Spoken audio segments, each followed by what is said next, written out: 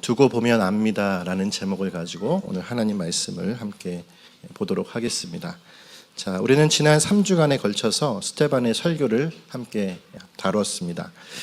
자, 여러분, 스데반의 설교는 어떤 설교였습니까? 우리가 3주 동안의 이야기를 들은 것을 생각했을 때 아마 어느 정도는 여러분 정리가 되실 거라고 생각이 드는데요.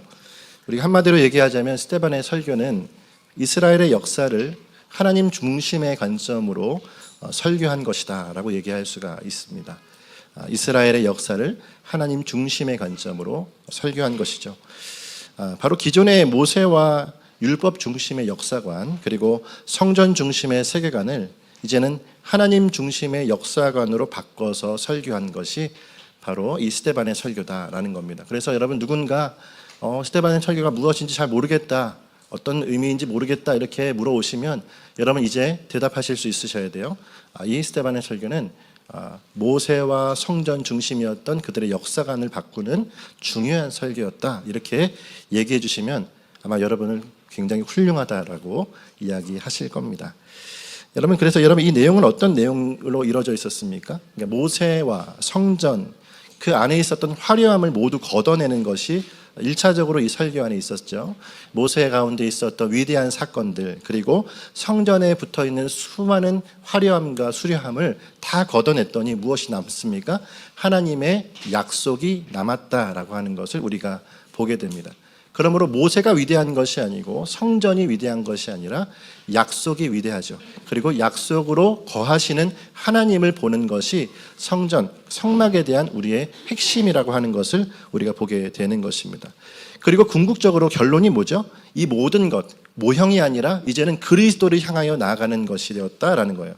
그러니까 구약의 모든 말씀은 사실은 그것이 실제처럼 보여지지만 실제가 아니라 뭐죠? 모형입니다. 모델이에요. 무엇의 모델입니까? 하나님 우주적 성막의 모델이 성막이고, 그리고 예수 그리스도의 예표가 모세였어요. 모세나 성막이나 그 율법은 결국 가장 핵심인 그리스도의 복음으로 향하게 되어지는 것입니다. 할렐루야. 그러므로 결론이 뭐죠? 그리스도라고 하는 거죠. 이것을 그래서 우리는 구속사적인 역사관, 구속사적인 설교라고 말할 수 있는 것입니다. 자, 중요한 것은 이 설교로 인한 결과가 어떠할까요? 오늘 이제 우리가 3주간의 설교에 대한 결과를 마주합니다. 이 결과는 어떻죠? 설교를 마친 후에 상황은 이 스데반의 순교라고 하는 매우 안타깝고 비참한 상황을 우리가 보게 됩니다. 물론 우리는 순교라고 하는 것이 얼마나 영광스러운 일인지를 알고 있습니다. 그리스도인들이기 때문이죠. 여러분, 상황으로 돌아가 보면 그 당시의 상황은 얼마나 무섭고 공포스럽고 또한 비참한 상황인지 우리가 보게 되어지죠. 자, 그렇다면 여러분, 이 상황, 이 스데반의 죽음이라고 하는 상황을 우리가 볼 때에 왜 이 상황까지 이르렀을까를 한번 생각해 볼 필요가 있어요. 여러분, 설교를 한 편을 했고 진술을 했을 뿐인데 그 진술의 결과가 사람들이 극단적인 살인으로 그렇게 이끌렸다라고 하는 것은 그 안에 무엇인가 어떤 특이한 점이 있다라는 것을 우리가 볼 수가 있습니다. 그러니까 단지 스데반과 우리가 관점이 다르구나, 이런 관점의 차이가 아니라 그 안에 뭐죠? 역사관의 차이로만 끝나는 문제가 아니라는 것이 바로 그 당시에 사람들에게 느꼈고 그들이 이것들을 반응했던 것이라고 할 수가 있는 거예요. 아마 그보다 더 심각한 것으로 여겼고, 그래서 이 스데반을 죽이고야 만 것이라고 할 수가 있는 겁니다. 스데반은 설교를 했을 뿐이고 또한 자신이 믿는 그 역사관을 얘기했을 뿐인데 이것이 상대방에게는 어떻게 다가오는 겁니까? 사람을 죽일 만한 일들로 다가오게 되어지는 거죠. 여러분, 그것을 어떻게 알 수 있죠? 오늘 말씀해 보면 이렇게 그들이 반응하고 있어요. 54절을 한번 읽어볼까요? 54절 시작. 그들이 이 말을 듣고 마음에 찔려 그를 향하여 이를 갈거니. 아멘. 이 설교를 마친 그들의 반응이 어떤 반응이었습니까? 분노에 차올라서 이를 갈고 있습니다. 정말 모든 이 분노가 해결이 되지 않고 저 사람을 보면은 그 분노로 그 사람을 한 대 치고 싶은 마음, 그 사람에게 이 분노를 표출하고 싶은 마음이 드러나고 있는 모습이죠. 57절 말씀도 한번 읽어보겠습니다. 57절 시작. 그들이 큰 소리를 지르며 귀를 막고. 아멘. 58절에는 성 밖으로 내치고 돌로 칠세, 이렇게까지 얘기합니다. 이것은 거의 살기등등한 모습이라고 할 수 있어요. 그러니까 눈에 살기가 있는 겁니다. 사람을 그냥 보는 것이 아니라 저걸 뭐예요? 한 타겟으로 보고 있는 것 같은 모습을 우리가 보게 되죠. 그러니까 한 사람을 향하여 돌을 들어 치겠다라고 하는 이 모습, 여러분 이런 모습이 결국 이 전체의 상황입니다. 정리해보면 스데반은 단지 자신의 역사관을 진술했고 또한 그 진술한 것뿐인데 그 반응은 극단적인 모습으로 그가 죽임을 당하게 되기까지로 치달아가고 있는 모습입니다. 여러분 흥미로운 것은 이런 모습이 명실공히 공회에서 이루어지고 있다는 거예요. 자, 사내들인 공회에서 이런 상황이 어울릴까요? 사내들인 공회를 아시죠? 저와 여러분은 명색이 유대인들의 최고 의결 기관인 이 사내들인 공회의 사람들이 지금 사람을 어떻게 취급하고 있는지를 마주하고 있는 겁니다. 여러분 사실 이 상황은 여러분 좀처럼 볼 수 없는 상황이라고 할 수가 있는 거죠. 왜 그럴까요? 바리새인들과 사두개인들의 리더급의 사람 35명씩이 모여있는 70명의 공회원들이 그들이 이를 갈고 사람을 죽이려고 하는 이 모든 상황은 결국 상식적인 모습은 아니라는 겁니다. 지금 이들의 모습이 매우 비상식적인 모습이에요. 그래서 우리가 어떻게 알 수 있죠? 여러분 예수님도 이렇게 처리하지는 않았어요. 그들이 예수님을 매달 때도 얼마나 지능적으로 예수님을 매달려고 했습니까? 근데 이들이 예수님에게 했던 것보다 더 지금 극단적인 자신의 마음의 표출, 감정의 표출을 해가고 있는 것을 우리가 지금 보게 되는 것이다라는 겁니다. 자, 그런 의미에서 지금 이 행동은 매우 비상식적이고요, 비이성적인 모습이라는 것을 우리가 볼 수 있어요. 얼마나 아이러니합니까? 지극히 이성적인 바리새인과 사두개인들이 가장 비상식적인 행동을, 비이성적인 행동을 지금 눈앞에서 벌리고 있는 거예요. 그를 공회에서 끌어다가 저 밖으로 내치고 그리고 사람들을 향하여 돌로 치라고 하고 함께 그를 매몰차게 죽게 하는 이 사건, 이것이 지금 이 스데반에게 일어났던 이 사건이라는 것을 보게 됩니다. 자, 그렇다면 여러분 우리는 이 반응이 왜 이렇게 일어났을까를 한번 생각해 볼 필요가 있죠. 그 안에 도대체 무엇이 있었기 때문인가? 관점이 다른 것뿐이 아니었나? 역사관이 다른 것뿐이 아니었나? 왜 이렇게까지 반응을 했느냐라는 거예요. 자, 두 가지의 문제는 저는 발견할 수 있다고 생각합니다. 자, 두 가지가 뭘까요? 첫 번째는 관점을 넘어서 인생의 문제로 그들이 여겼기 때문입니다. 자, 스데반의 설교를 들은 그들은 이것이 어떤 생각으로 여긴 것입니까? 단지 생각이 다르구나, 관점이 다르구나가 아니라 이건 인생에 걸린 문제구나라고 여겼기 때문이다라는 거예요. 바로 이들이 죽이기까지 한 이유는 스데반에게 자신들의 인생을 송두리째 부정당하고 있다고 느꼈기 때문입니다. 왜 그럴까요? 사실 여러분 공회원들에게 그리고 유대인들에게 율법과 성전은 어떤 의미입니까? 우리가 자주 얘기했죠. 자신들의 삶의 전부라고 할 수 있습니다. 다시 말하면 율법과 성전을 제하면 뭐가 사라집니까? 이들의 인생 자체가 사라지는 거예요. 왜 그럴까요? 여러분 이 이스라엘 백성들은요, 매 절기를 지키기 위해서 가는 곳이 어디입니까? 성전이고요. 그리고 삶의 룰을 정한 것이 율법입니다. 그러니까 율법과 성전 그리고 그 모든 것을 지탱하는 모세라고 하는 사람을 제하여 버린다?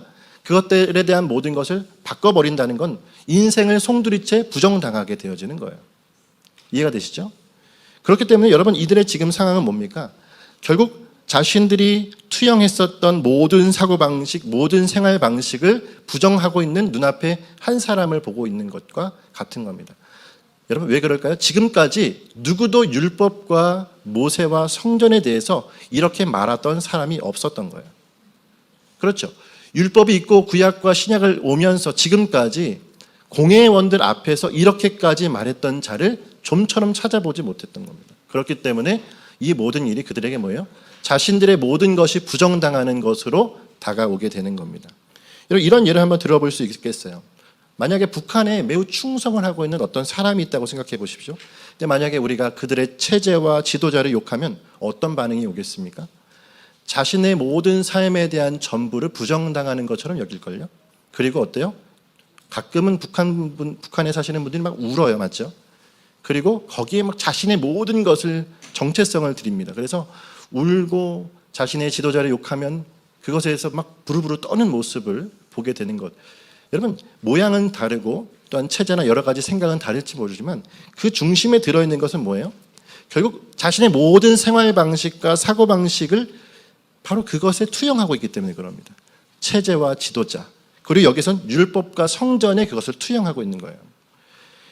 이런 마치 이 말씀이 그럼 우리는 율법과 성전을 부정해야 되는가 이렇게 생각될지 모르시겠습니다. 여러분 그게 아니죠. 우리는 뭐예요? 율법과 성전이 하나님의 말씀임을 믿습니다. 또한 뭘 믿죠? 그것이 모형이라는 사실을 압니다. 그렇기 때문에 우리는 무엇을 바라보는 거죠? 모형이 결론이 아니라 진짜 결론은 그리스도라는 것을 보는 거예요. 근데 이 사람들이 그걸 보지 못하니까 뭐예요? 이게 전부가 된 자에게 그것에 대한 사고방식을 부정하는 설교를 듣고 있으니 얼마나 그들의 가슴에 차오르는 분노가 있겠습니까? 내 모든 것을 부정당하는 그런 느낌을 오늘 여기서 보게 되는 거라는 거죠. 그렇기 때문에 여러분 인생의 문제가 걸려있듯이 이들은 눈앞에 있는 자신의 모든 것을 부정하는 자에게 매몰차게 돌을 던지는 모습까지 나타나게 되는 겁니다. 여러분 무슬림들의 모습들 그리고 이단들의 모습들 그리고 북한과 같은 체제의 모습들 안에서 이런 모습이 곳곳에서 발견됩니다. 그렇죠? 이건 결국 뭐죠? 복음을 향한 온전한 반응이 아니라 지극히 종교성을 띤 반응이라는 거예요. 그러니까 유대교에 있었던 유대인들이 가지고 있었던 이러한 모습은 지극히 종교인들의 모습이다라는 것을 우리가 보게 되죠. 또 하나의 반응, 이 반응에 있는 또 하나의 문제는 뭘까요? 이건 영적인 문제입니다. 자, 인생의 문제가 걸려있던 것이고 두 번째는 영적인 문제이기 때문에 그래요. 바로 이 역사관의 문제로 이렇게 극단적인 반응을 하고 있는 이유는 이것이 영적인 문제와 엮여져 있기 때문이라는 거예요. 여러분 영적인 문제라는 말이 어떤 의미일까요? 쉽게 말하면 이겁니다. 이게 사단이 몹시도 싫어하는 것이기 때문이라는 거예요. 눈앞에 살기가 등등해서 그 사람의 생명까지도 쳐 죽이려고 하는 이 모든 반응은 결국 그 이면에 무엇이 있는 겁니까? 이 지금 하고 있는 것이 사단이 몹시도 싫어하는 일을 그들이 마주했기 때문에 그런 거예요. 그러니까 스데반이 전한 역사관, 곧 하나님 중심의 역사관, 구속사적인 설교, 이것을 누가 싫어합니까? 사단은 몹시도 싫어하는 겁니다. 성경의 말씀을 정말 정확하게 그 말씀의 의도대로 보는 것을 누가 싫어할까요? 사단이 싫어한단 말이에요. 그러므로 여러분 이 성경을 우리가 볼 때도 마찬가지죠. 하나님의 말씀을 보는 것도 중요한데 정확한 의도로 보아야 하는 거예요. 근데 정확한 의도로 보면 사단은 몹시도 싫어해서 거기서 뭐예요? 위해를 가하는 일들까지도 나타나는 것을 보게 됩니다. 그러므로 여러분 이 스데반의 모습들 그리고 그 하나님 중심의 역사관 앞에 사단이 이 몹시도 싫어하는 영적 문제가 걸려있다는 것을 우리가 오늘 발견하게 되죠. 사실 여러분 그럴 수밖에 없죠. 지금 유대인들은 선민의식, 구약적 마인드에 꽁꽁 묶여있는 자들입니다. 그들이 어디에 묶여있습니까? 과거에 있던 유대교적 사고방식에 묶여있던 자들이기 때문에 여러분 이들에게 있어서 그것을 정면으로 반박하는 스데반의 역사관은 결국 사단에게 있어서 매우 싫어하는 것이고 그들에게 있어서도 매우 싫어하는 모습이었다는 것을 보여주죠. 이러한 역사관을 사단의 본진과도 같았던 당시 사단의 본진과도 같았던 성전 안에 사내들인 공회에서 선포한 거예요. 생각해 보십시오. 적진의 한가운데서 물론 성전과 사내들인 공회가 어떠해야 합니까? 하나님의 계신 곳이 되어야 되지만 지금 이 상황은 어땠죠? 하나님 없음의 장소가 되어버렸죠. 여기에서 사단의 그런 본진과 같은 그곳에서 뭘 하는 겁니까? 구속사적인 설교를 해버린 거예요. 다시 말해 하나님 중심의 역사관을 선포해버린 겁니다. 사단이 싫어하는 짓만 골라서 한 게 뭐죠? 스데반의 지금 진술이라고 하는 거죠.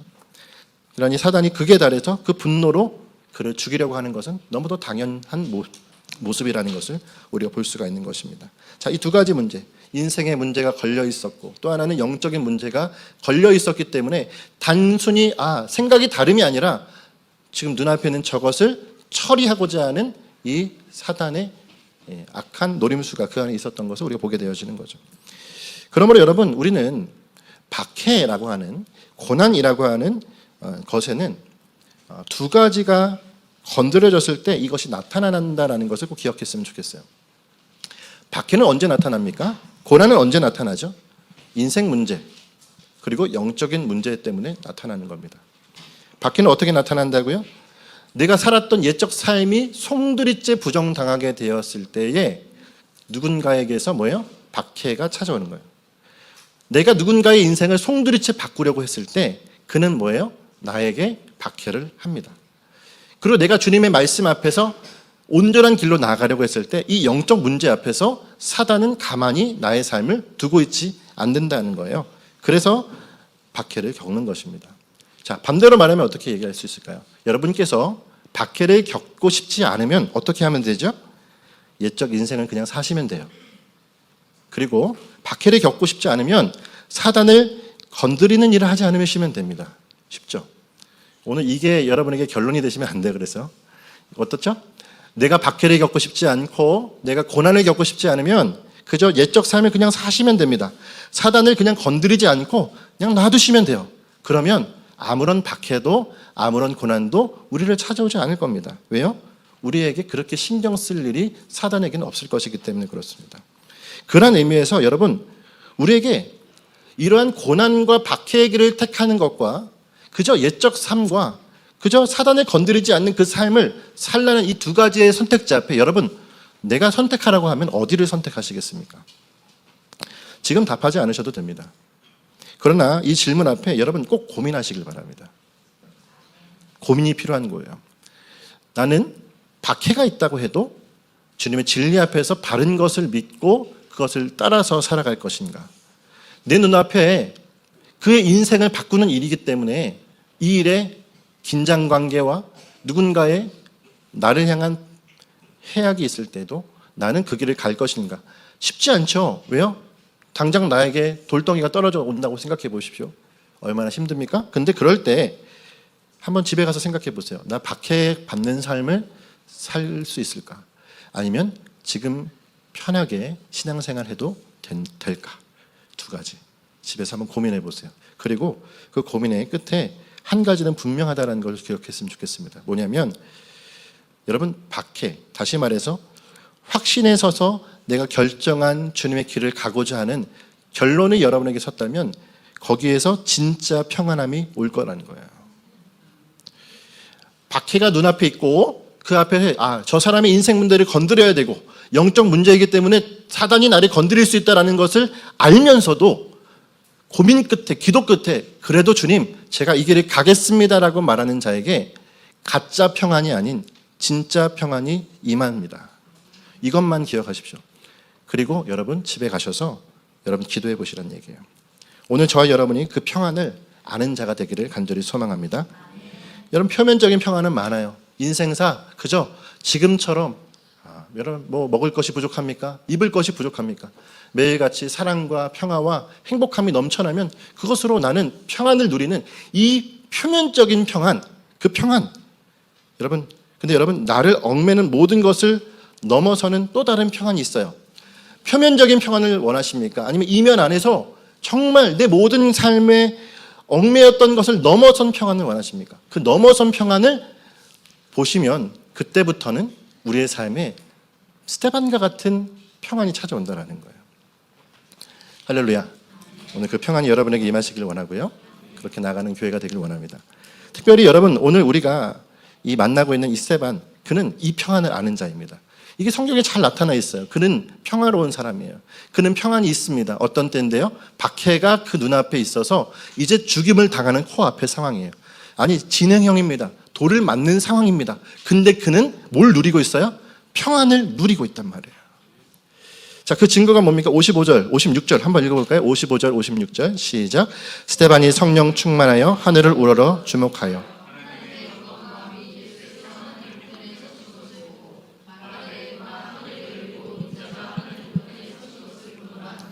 아멘. 상대가 눈앞에서 이를 갈고 있어요. 죽이려고 하고 있습니다. 그냥 저 사람을 못 잡아보면서 안달이에요. 눈빛이 달라져 있어요. 그러면 기본적으로 상식적으로 반응이 어떻게 나올까요? 눈치를 보겠죠. 아마 저라면 눈치를 볼 겁니다. 근데 스테반은 그렇지 않았어요. 거기에서 눈빛을 보는 게 아닙니다. 상대방의 눈빛을 보는 게 아니라 뭘 보죠? 그리스도를 본다는 거예요. 상대방이 나를 죽일 듯이 바라보는 그 눈빛에 내 마음을 두는 것이 아니라 어디요? 예수 그리스도가 하나님 우편에 계신 것을 보는 겁니다. 여러분, 이건 매우 정확한 시각적인 표현입니다. 그가 진짜 본 거예요. 여러분, 중요한 건 뭐죠? 그가 진짜로 본 대로 고백하고 있단 말이에요. 보았고 사람들에게 말하는 겁니다. 눈앞에 살기등등한 사람들 앞에 얘기하는 거예요. 내가 저기 인자가 하나님 우편에 앉아 계시는 걸 지금 봤다. 여러분, 이 얘기를 지금 눈앞에 살기등등한 사람에게 말하고 있는 겁니다. 어떻게 이런 얘기를 할 수 있죠? 진짜 보았기 때문이고 또 그 본 것을 자신의 평안으로 삼았기 때문입니다. 이것이 안정감이 되었기 때문에 말하는 거예요. 사람들에게 봐라, 내가 말했던 그 역사관의 그 설교가 지금 눈앞에 있다고. 예수님이 하나님 우편에 계시다 말했어요. 반응이 어떻게 나오겠습니까? 당연하죠. 살기등등한 모습이었던 자, 분노가 살기로 바뀌어서 이제는 진짜 죽이려고 하는 겁니다. 일에 가는 게 아니라 이제부터 죽이려고 한단 말이에요. 더 진행을 시켜버렸어요. 이때 스데반은 어떠합니까? 상대가 살기등등한 모습으로 다가올 때 스데반은 정반대로 가장 큰 안정감을 누리고 있는 것이 지금 분명합니다. 가장 큰 안정감을 누리고 있어요. 앞에서 총질을 할 것처럼 총뿌리를 가져다 주고 있음에도 불구하고 그 앞에 선 자가 전혀 그것과는 상관없이 어떠한 공포도 느끼지 않고 그 돌을 들고 나를 치러 가는 자들 앞에서 어떤 모습이에요? 너무도 당당하게 자신의 안정감을 표출하고 있습니다. 그러니까 너 나 안전하다, 안전하게 믿습니다 막 선포하는 게 아니에요. 그냥 그 얼굴빛과 몸에서 안정감이 그냥 나타납니다. 이거예요. 그러니까 내가 내 눈앞에 박해가 있음에도 불구하고 그것을 선택하는 자. 그래요. 주님, 어떤 상황이 내 눈앞에 펼쳐지더라도 나 그 길을 갈 수 있겠습니다. 주님, 한번 해보겠습니다 하는 그 믿음이 있는 자에게 이 놀라운 평안이 임하고 그 평안은 점점 더 강해져서 내 눈앞에 정말 죽음이 닥쳐오는 상황이 될지라도 그때 어떠한 모습이죠? 결국 그 평안을 취한단 말이에요. 이거 오늘 여러분 꼭 알고 가셔야 됩니다. 내가 그렇게 오늘 살 수 있든지 없든지 이걸 알아야 나중에 여러분께서 그런 상황을 마주했을 때 평안을 취하실 거 아닙니까? 여러분, 이거 정말 중요한 우리 안에 주시는 평안이란 말이에요. 자신이 믿고 외치던 예수 그리스도께서 눈앞에 보였으니 여러분, 이건 어떤 의미죠? 지금 주님이 내 눈앞에 보이시고 그분으로 말미암아 나와 함께하고 계심을 보이는 거예요. 그러니까 동행하심을 느끼고 있는 겁니다. 야, 문자적으로만 동행하신다는 얘기가 아니구나. 관념적으로만 있었던 분이 아니라 실제로 주님은 나와 동행하고 계시는구나. 눈앞에 지금 경험하고 있는 거예요. 이 어찌 그 순간 스데반이 평안을 경험하지 않겠습니까? 주님이 내 눈앞에서 정말 나와 함께하고 계시는 그 때에 그는 어떻게 그것을 놓칠 수 있냐 말이에요. 이런 모습은요 59절의 말씀에 더욱 드러나는 걸 볼 수 있어요. 59절 한번 읽어볼까요? 시작. 그들이 돌로 스데반을 치니 스데반이 부르짖어 이르되. 아멘. 자, 이 상황은 어떤 거죠? 이미 타격이 있는 겁니다. 돌이 맞고 있는 상황이에요. 그 맞고 있는 상황에 스데반이 부르짖어 이르되 주 예수여 내 영혼을 받으시옵소서라고 얘기합니다. 여러분, 고통이 내 아래 타격했어요. 아파요. 지금 내 몸이 그 고통 가운데 멍이 들고 있습니다. 근데 그때 스데반은 살려달라거나 두려워하거나 후회하지 않습니다. 살려주세요. 두렵습니다. 아니면 나 후회합니다. 나 예수님 버리겠습니다. 이런 선포 안 해요. 그걸 어떻게 합니까? 오히려 예수님께 묻습니다. 주 예수여, 주 예수여, 내 영혼을 받으시옵소서. 왜요? 이미 그 죽음의 문제는 내 눈앞에서 사라졌어요. 그는 어떻게 합니까? 눈앞에 있는 그 예수 그리스도 죽음을 이기시고 눈앞에 지금 나와 함께 보고 계시고 동행하시는 그분께 뭐예요? 나를 드리고 있는 거예요. 그럼 여러분, 이 모습의 마지막은 어떠합니까? 60절의 말씀 같이 한번 더 읽을까요? 60절 시작. 무릎을 꿇고 크게 불러 이르되 주여 이 죄를 그들에게 돌리지 마옵소서. 이 말을 하고 자니라. 아멘. 그가 숨을 거둘 때까지도 어떻게 해요? 마지막까지도 그에게 돌을 던지는 사람들을 원망하지 않았습니다. 이 평안 있는 자가 이런다니까요. 하나님이 주시는 평안, 박해 속에서도 평안을 누리는 자는요, 눈앞에 돌을 던지는 자에게도요, 그들에게 원망하지 않아요. 뭐예요? 주님, 저들의 잘못을 용서해 주십시오. 주님, 저들이 지금 몰라서 그러는 겁니다. 여러분, 이거 꼭 누구 같으세요? 예수님이 십자가상에서 말씀하신 것과 같지 않습니까? 마치 스데반의 모습 안에 예수님의 모습이 투영되고 있는 거예요. 생각해 보세요. 이 유대인들은 구약에 있는 모세를 모형 삼아서 그걸 실제처럼 여겼는데 스데반은 뭐가 다릅니까? 예수 그리스도를 자신의 뭐예요? 표대로 삼아서 그 모습으로 보여주고 있는 거죠. 너무도 다른 거 아닙니까? 구약의 모세를 표대로 삼았던 자들이 아니라 스데반은 그리스도가 그에게 전부가 되어서 그리스도가 보여지고 있는 거예요. 여러분과 제가 오늘 이 말씀을 들으면서 무엇이 내 마음속에서 소생되고 나타나야 되느냐? 그리스도가 내 안에서 나타나야 되는구나. 아, 내 모든 고백과 내 모든 행동, 나에게서 표출되어지는 것은 바로 그리스도구나라는 것을 꼭 깨달으셔야 된다는 사실이죠. 그러므로 여러분, 이 스데반의 모습을 보면서 무엇을 느끼십니까? 여러분, 격렬하게 스데반처럼 살고 싶으세요? 스데반처럼 죽고 싶으십니까?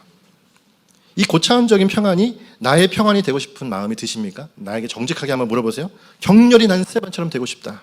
격렬히 스테반처럼 죽고 싶다. 고차원적인 평안이 내 안에 평안이 되고 싶은 마음이 있으세요?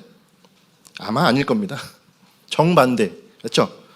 저는 이 말씀을 준비하면서 주님, 이 부담스러운 일이 눈앞에 있네요. 정반대. 그 반대의 마음이 들지 않겠습니까? 아마 이 일이 나에게는 절대로 일어나서 안 되는 일처럼 결심이 될 겁니다. 주님, 절대로 나에게는 일어난 일이 일어나면 안 돼요. 이런 일이 일어나서는 안 됩니다. 주님, 저를 지나치십시오. 이게 여러분, 솔직한 여러분과 저의 고백 아닙니까? 스테반처럼 되고 싶으신 분 계세요? 스테반처럼 죽고 싶으신 분 계시냔 말이에요. 고차원적인 평안, 말씀은 고차원적인 평안을 얘기하고 그런 삶을 살았던 증인이 여기 있지만 나 정말 그렇게 살고 싶습니까? 찾기 어려워요. 없어요. 없습니다. 왜요? 이것이 굉장히 오늘 우리에게 주는 의미가 있어요. 아마 사단도 그 마음을 원하고 있었을걸요. 왜냐면 스테반을 이렇게 죽일 때 사단의 내면은, 사단은 어떤 의도로 이걸 했겠습니까? 이 정도면 단도리가 좀 쳐졌겠지. 이 정도면 불은 다 꺼졌겠지. 이 정도면 확실히 밟았다. 교회는 잔멸되는 거야. 사단의 의도가 보이십니까? 스테반을 죽이면서 그의 모습을 보면서 저와 여러분이 지금 느끼는 것처럼 주님, 이 정도라면 제가 너무 힘듭니다. 신앙의 길이 이렇게 박해라고요? 신앙의 길이 이렇게 어렵다고요?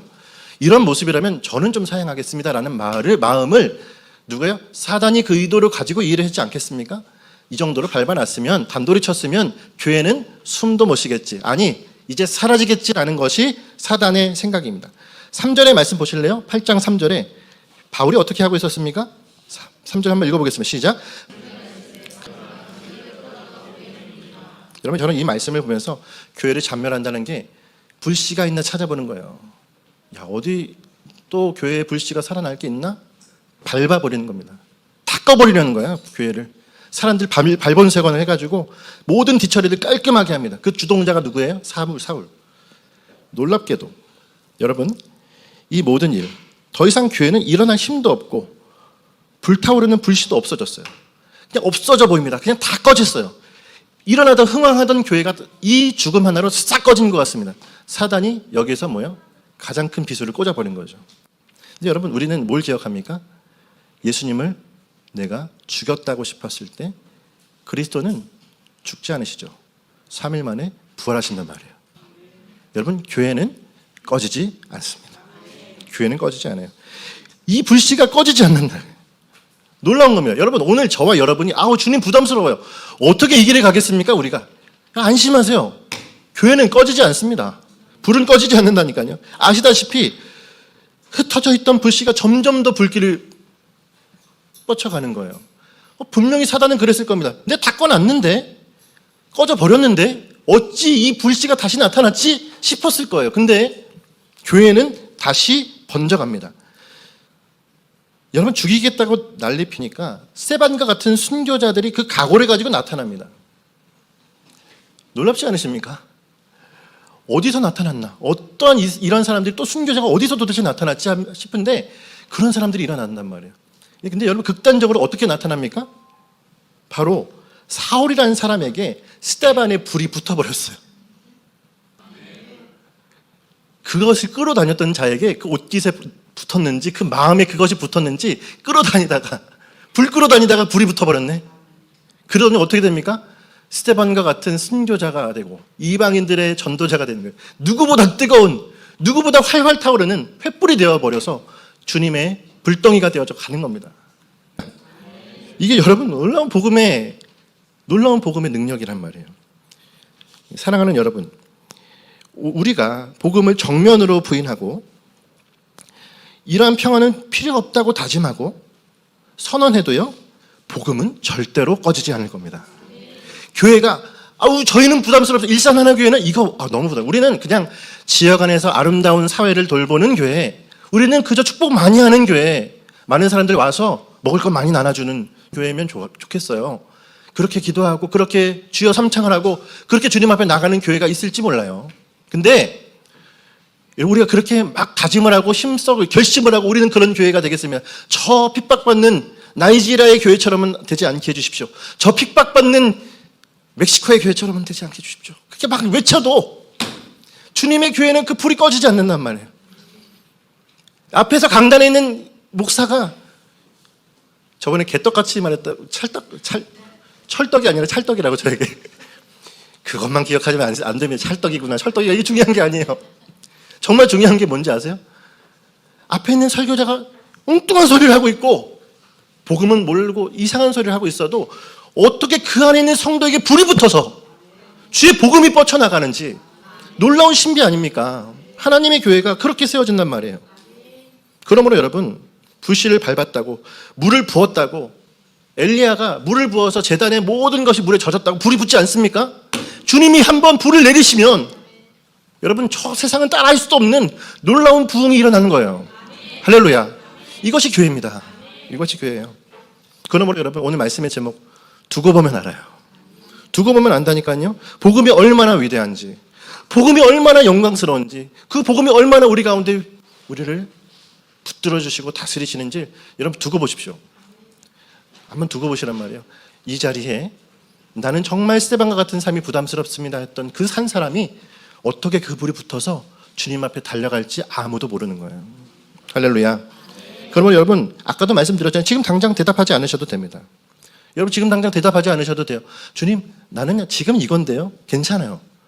주님이 여러분의 그 결정에 있어서 여러분이 나이 박해가 아니라 이걸 선택한다고 해서 여러분이 자녀 된 것을 주님께서 번복하지 않으십니다. 박해의 길을 가지 않겠습니다. 결단한다고 해서 여러분 자녀의 길을 주님 번복하시는 분이 아니세요. 그때 여러분, 놀랍게도 주님은 뭐예요? 그분의 때가 되면 다 만들어 가신단 말이에요. 주님 그분의 때가 되면 다 만들어 가신다고요. 제가 주중에 격에 맞지 않는, 저에겐 격에 맞지 않는 좋은 대접을 한번 받은 적이 있습니다. 저번에 우리 기드온 협회라는 그 곳에서 와서 기드온 성경 이제 순방하시고 주셨잖아요. 그분들께서 오찬회를 여셔서 제가 프라자 호텔을 가서 거기서 고기를 잘랐어요. 그래서 제가 여기 무비보셋이 이런 기분이었겠구나 싶어가지고 진짜 내가 이런 호강을 다 해보네 하면서 그 자리에 있었는데 거기서 이런 이제 앞에서 말씀 중에 이런 얘기를 하시더라고요.